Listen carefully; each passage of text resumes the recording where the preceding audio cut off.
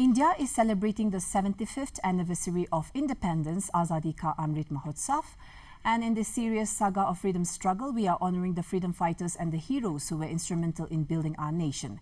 In tonight's episode, let us delve into the efforts of our heroes in their fight for our independence.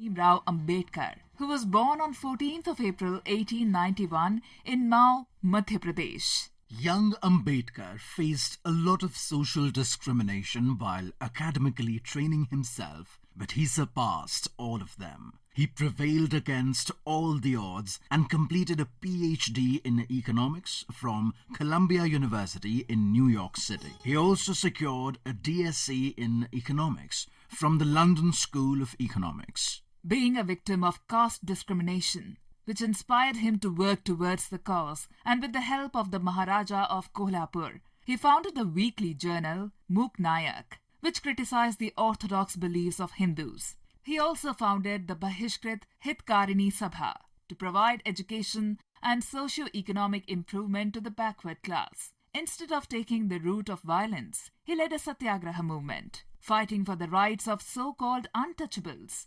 Baba Saheb was nominated to Bombay Legislative Council in 1926.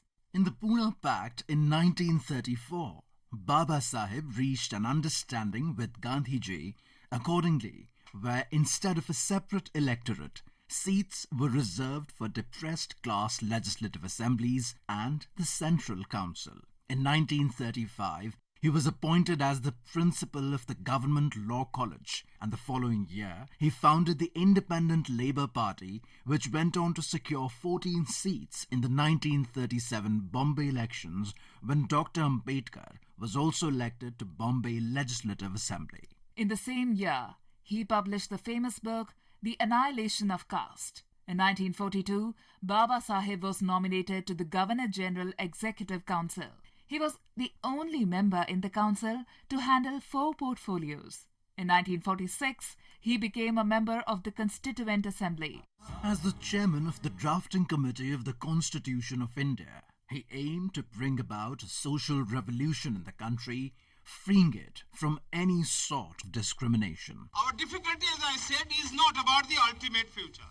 Our difficulty is how to make the heterogeneous mess that we have today take a decision in common and march in a cooperative way on that road which is bound to lead us to unity. Our difficulty is not with regard to the ultimate. Our difficulty is with regard to the beginning. The Constitution of India provides the citizens with freedom of religion, advocates rights for women, abolished untouchability, and bridged the gap amongst the classes of the society. After independence, in 1949, Dr. Ambedkar was appointed as India's first law minister in the interim government of independent India, but resigned in 1951 on the issue of Hindu Code Bill. Dr. Ambedkar also helped establish the Finance Commission of India, and it was through his policies that the nation progressed both economically and socially. He was posthumously awarded the Bharat Ratna in 1990. We salute the great nationalist social reformer.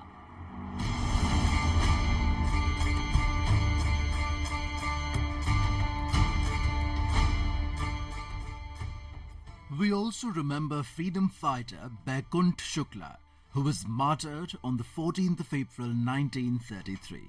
A resident of district Muzaffarpur, Bihar, Shukla was imprisoned in 1930 for taking part in the salt satyagraha in his region.